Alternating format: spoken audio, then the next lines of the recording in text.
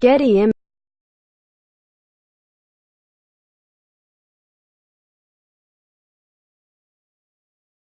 Images. If you could see the Colts and the Bills, you'd know that throwing and kicking are going to be difficult today.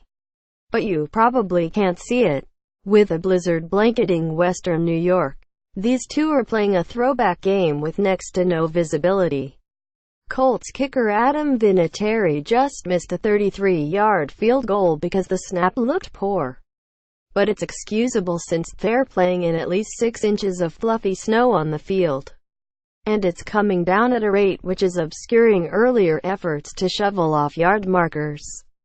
But when a guy as trustworthy as Vinatieri has no chance, you know there aren't going to be many points scored.